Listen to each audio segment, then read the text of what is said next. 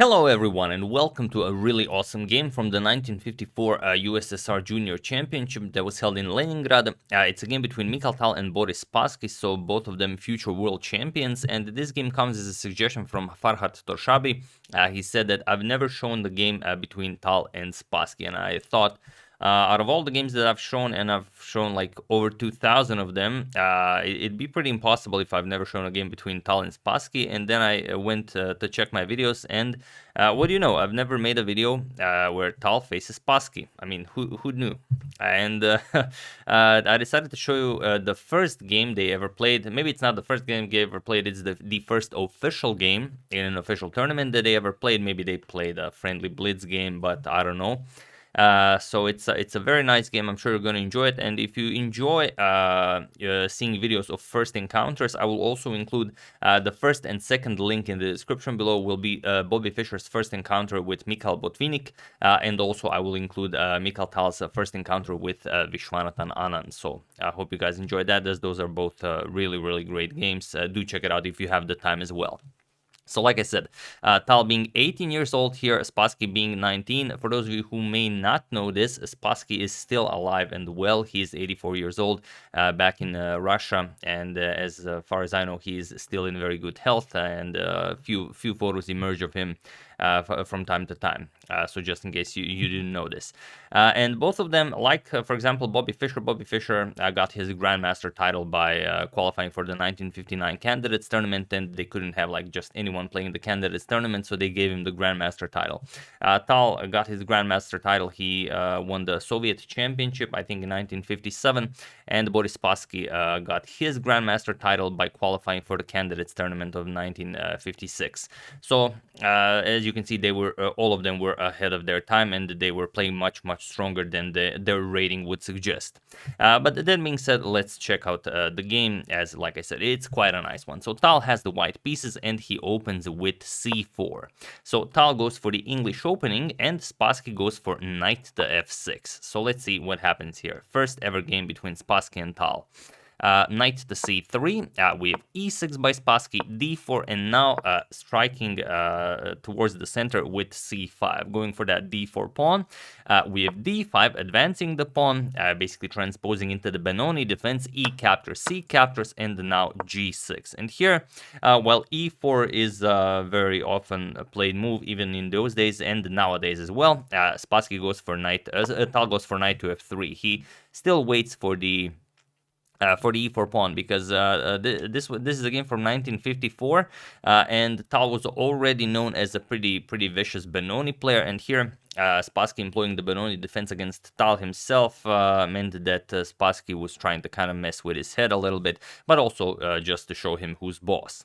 And probably Tal tried to adjust to this by maybe playing some offbeat ideas in the opening. So here we have bishop to g7, and now bishop to f4.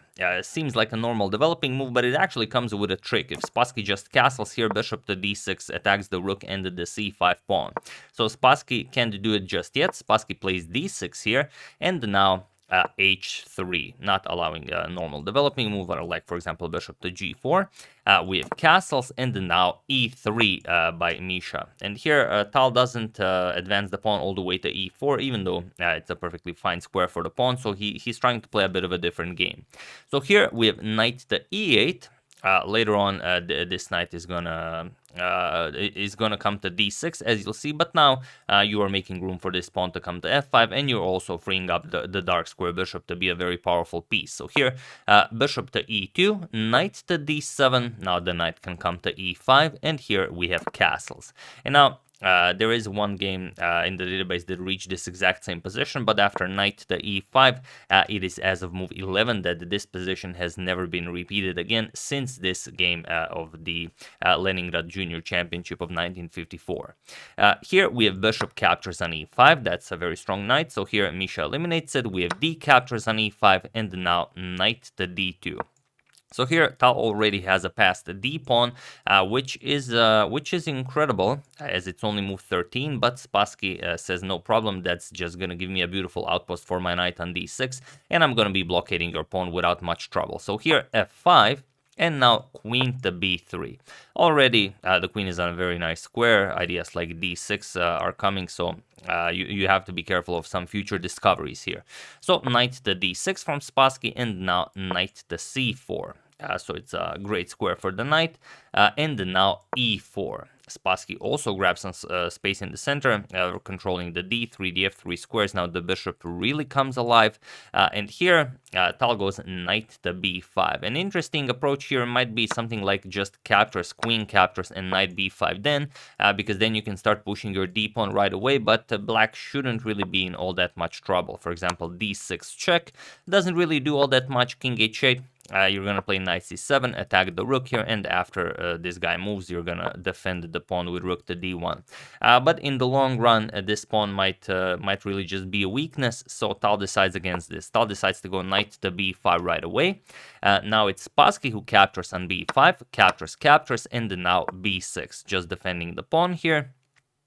We have d6 by Tal, advancing his passed pawn, and now bishop to d7, pushing the queen back, queen to b3, and now the incredible b5. Spassky doesn't care about any discoveries, because wherever the knight goes to and delivers a discovery, we all know what follows, and that is, of course, c4.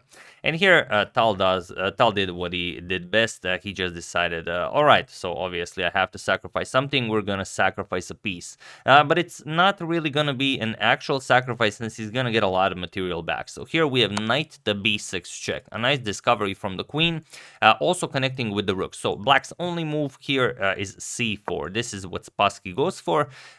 Bishop captures on c4, another check. We have b captures, and now queen captures on c4, again with check. So you could move the king, but Spassky prefers bishop, rook to f7, just blocking check and keeping the rook on the 7th rank. We have knight captures, queen captures, and now as the b2 pawn is under attack, just queen to b3. Tal defends it and now says, all right, the position is pretty good for both white and black. I have two rooks, but you have a rook and the bishop pair. So black should be preferred, but white does have this incredible passed pawn on d6. So it's a tricky position, something that we all know Tal thrives in. But in his younger days, Spassky was also a pretty crazy player himself. So I don't think he minded this at all. So here he played bishop to e5, going after this d6 pawn, and now rook 8 to c1. Tal says, all right, have the pawn. Be my guest, and then I'm gonna play rook f to d1, and what are you gonna do then? So here, capturing the pawn now with the overseeing eye of the engines, we know that just capturing the pawn doesn't really hurt black's position, because if bishop captures on d6 and rook f to d1, what was Tal's idea? You can simply defend it with queen to f8. This is the only good move for black, and now point is, after, let's say, we defend the bishop once again, you can move it, and now the rook from f7 guards the bishop on d7. That's why the rook to f7 was a better move than king to h8 in that position. So after rook 8 to c1, we have king to g7. Spassky refrains from capturing the pawn just yet. You can see that Tal's mind tricks were already fully operational at the age of 18. So king to g7, and now rook f to d1. Tal just defends his passed pawn. We have a5 by Spassky, and now rook to c7. So now the light square bishop cannot move, as queen captures on f7 would happen. Here we have queen to e8, and now queen to d5. So again, what do you play here? Spassky does have the bishop pair, but it's very hard to get it to be even at all operational, let alone fully operational. So here, simply a4, and now Tal finds a brilliant move, and that is b4. Not really a no-brainer.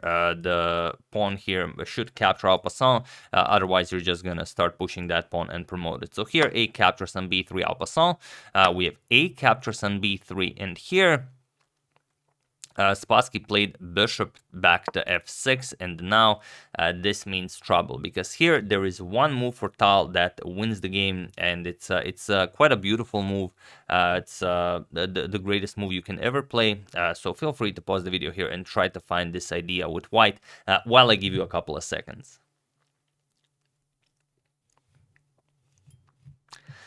So for those of you who were able to do it, congratulations on knowing that the greatest move you can ever play is always pawn to b4. So for those of you who just want to enjoy the show, it's b4. And b4 does seem like a reasonable thing to do, because it doesn't seem like you can improve your position any further. I mean, the queen doesn't really have any useful moves. Maybe queen to c5 can be used to maybe defend the b6 square later on, and then you would pretty much have all of the squares covered. But other than that, there's really no good move other than b4. So b4 is the move you should play here. Point is that black's only reasonable defense is queen to e5, which now falls short to b5. And now the problem is, if you just go, for example, bishop captures on b5, then queen captures on f7, and you're getting checkmated. King h8 and queen captures on h7 is checkmate. So you will not be able to capture with the bishop, and you really don't want to capture with the queen, because then the rook captures and it defends your pawn, then you just continue pushing the pawn. What you would have to do is something like queen b2 to guard the b6 square, but then we just play queen to c5, hence queen to c5 in at maybe the start of this whole variation to guard the b6 square up front. And now black really doesn't have anything better than queen captures on b5, queen captures, and now if you play bishop captures on b5, and now you don't play d7, even though it's something you want to play, because black can simply block with bishop to d3, and now you're never promoting this pawn, because if you move the rook from the 7th rank, the d7 pawn falls, and if you try and push it, the bishop of course covers the d8 square, so this will not do. However, there is the rook to b1 move. You attack the light square bishop, and wherever the bishop moves doesn't really matter, or if the rooks get traded off, for example, captures and captures. Now you move the bishop, and now we simply play rook to b8, and that's it. White wins the game. For example, king f7, we're going to bring a queen into the game, captures, and now you get this position. 4 pawns each, a rook against the bishop. With perfect play, white will win this. So this is in the position here if Tal plays b4, but for some reason Tal doesn't play b4. Tal plays rook to b7 here. And rook to b7 is such a funky move. I mean, you would really have to get into Tal's head to understand rook to b7. If any of you guys have an idea why Tal played rook to b7 here, I mean, it's basically the only square where you don't want your rook to be. I mean, you want this pawn to be able to be promoted. So rook to b7. I don't know. It really is a weird move. So I really don't know what the idea behind it is. Like I said, if you guys can help out, do share in the description, in the comments. But you cannot write in the description. That is something only I can do. So here, black played queen to e5, which is the defense we discussed if b4 was played, but now b4 simply doesn't work, because now we just trade captures, and now bishop to c6. It's like basically Tal played this voluntarily to not be able to play it. Rook captures on f7, king captures, and now our rook is under attack. We move it. Now king e6, sufficiently defending the d7 square. This is defended, and you will not be winning this game. If anything, black is better here. The bishop pair will always overcome a single rook. So here after, not always, but most of the time. So here queen to e5, and now Tal avoids a queen trade with queen to c4. So I'm still guessing there's some reason Tal put the rook on b7, but it's just very hard to spot it. I guess you could argue that it defends the b6 square, so you could push it all the way to b6, but I don't know. Maybe it's a very silly thing that I'm missing, or maybe it's some sort of a deep idea that doesn't work, and Tal maybe thought it works. Who knows? But okay, now Spassky said, all right, you missed your chance, now it's my turn. And now Spassky strikes with f4. We have e captures on f4, queen captures on f4, and now g3. But this is now already very, very dangerous. Queen to f3 by Spassky, and now you can see that okay, Spassky cannot move the light square bishop, because then Tal just wins. But also, if this dark square bishop moves, then Spassky wins. There's this weakness of the f2 pawn. And here, Tal kind of disregarded that. He played queen to d5, and now it's Spassky's turn to shine. So feel free to pause the video here and win the game for Spassky in the quickest way possible while I give you a couple of seconds. So for those of you who were able to do it, congratulations on playing the move Spassky played, which is bishop to c3. Weird stuff, I know, and especially to those of you who found the move Spassky didn't play, but it's much shorter and wins the game much quicker, and that is bishop to e6. It's a brilliant move. Attacks the queen and the white rook here right away at the same time. So here you don't really have a better move than rook captures on f7 with check. Bishop captures, your queen is still under attack, and you don't really have well, you don't really have a good square for the queen. The rook is defended by the queen. If you move it, the black queen will just gobble it up. You can't go here, you can't go here. Only move is queen to d2, and that's exactly where we want the white queen, because now e3 just wins the game. You'd have to capture, then comes queen captures on g3 with check, then you're gonna capture the h pawn, the e pawn, and then the bishops are just gonna completely, you know, join the party, and white will lose this terribly. So this was in the position. However, Spassky went for bishop to c3. He had a different idea, which is also very cool. Now the f2 pawn is under attack. Spassky Tal defended it, and now comes king to h6. Very sneaky idea, preparing something very devious. Tal played queen to d1. He offered a queen trade, but now just queen to f6, defending this and also keeping an eye on the bishop. You have to be careful. Queen to c1 check could lose you the dark square bishop, and you don't want that to happen. So here Tal went queen to e2, but now comes bishop to d4 with a triple attack on the f2 pawn here, and also just e3 is going to be very unpleasant when it comes, and there's really nothing you can do about it.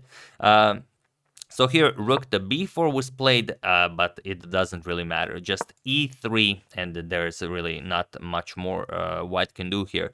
Tal's best hope is to just capture the bishop here, and then go for something queen captures, trade queens, captures, and then, for example, captures, and bishop captures on h3. So you might try playing this, but the bishop just stops the pawn, controls the b5 square, so you don't really have a chance of advancing this pawn, and the king will very easily join the action. It's not even close for white to hold. So instead, after e3, we have queen to d3 by Tal, but now, well, you could play something, well, just plain like e captures on f2. That's not what Spassky did. Spassky, of course, went for the move from the thumbnail. He played queen captures on f2 with check, and this is just fireworks. E captures on f2 was much more precise, but queen captures on f2 is also sufficient. It takes perfect play for white just to keep surviving. But okay, here Tal of course captured. We have e captures on f2 with check, and now you have to step it back. If you keep guarding the f1 square with both the queen and the king, we just bring a queen into the game with check, queen captures, and now bishop to c6 check. And finally, Spassky's bishop pair is now fully operational. King h2, we're going to play rook captures on f1, and after white gobbles up the bishop, we're going to deliver rook to h1 checkmate. So this is how this whole thing can turn out if Tal just plays a silly move like king to g2. So Tal played king to h2, but it doesn't help him, because now, again, Spassky can bring a queen into the game, he can bring a rook into the game, he can bring whatever, but he brings a knight into the game, and this delivers the this move with check. And again, if you don't capture the knight, if you play something like king to g2, then bishop to c6 check, and now there are no moves. You have to block. Queen f3, we're just gonna capture it with the rook. Rook captures on d4, and now this incredible knight to e3 check, king h2, rook f2 check, king g1, and now rook to f1 check, king to h2, and now as the bishop again covers the h1 square, rook to h1 with checkmate. So really incredible stuff. So after this pawn to f1 knight check, Tal decided, all right, there's really nothing to be done here, I have to give the queen back. So rook captures on f1, now again with threats of bishop c6 and rook to h1 checkmate. There's not much to be done. But if you don't capture the dark square bishop, you're just down 2 pieces, and that's, I mean, you can't play that. So here Tal captured on d4, and now we have first rook to f2 with check. You can't just go bishop to c6 right away, because then g4, and then okay, white creates an escape square here, but rook to f2 check. is also very deadly. King to G1 was played, and here Tal just played rook to Spassky just played rook to F3, and it was in this position on move 45 that Mikhail Tal resigned the game, and the first game ever played between Spassky and Tal goes to Boris Spassky for this incredible victory with the black pieces. So the G pawn is attacked, the B pawn is attacked, and there's really nothing for you to do. If you defend here, you lose this pawn, and then okay, you have a pawn for a bishop, not really something you can play. And if you try defending this pawn by either defending it with rook or pushing it, it doesn't really matter. We're just gonna play rook captures with check, and then even if you defend the bishop guards the h3 square, we're gonna pick up this one with check as well. So yeah, after rook to f3, Tal resigned, and Spassky won this brilliant victory. And what does it all come down to? It all comes down to this position where Tal failed to play b4 as soon as opportunity was presented. If you miss your chance to play b4 in this opening or in many other openings, you might also miss your chance to win the game. That was the first ever official encounter between Mikhail Tal and Boris Spassky. Hope you guys enjoyed that. Like I said, if you enjoy first encounters, do check out Bobby Fischer versus Mikhail Botvinnik. Really an outstanding game. I think I really covered that one well, even though it's a 2-year-old video. And also check out Anand versus Tal here. Also a very nice video. First 2 links in the description below. So yeah, once again, hope you guys enjoyed it. I would like to thank Austin Del Rio, Justin Brockhouse, Frederick Rusek, Akram the Pilot, and KD Nuggets for contribution to my channel. Thank you a lot, I really appreciate it. As usual, you can check 2 of my previous videos here. Thank you all for watching, and I will see you soon, continuing the coverage of the Morphy saga, checking up on your wonderful suggestions and whatever else happens in the chess world. So thank you all, I will see you soon, and have an excellent rest of your day. And if you have a first encounter that you would enjoy seeing, do comment in the comment section below. See you soon.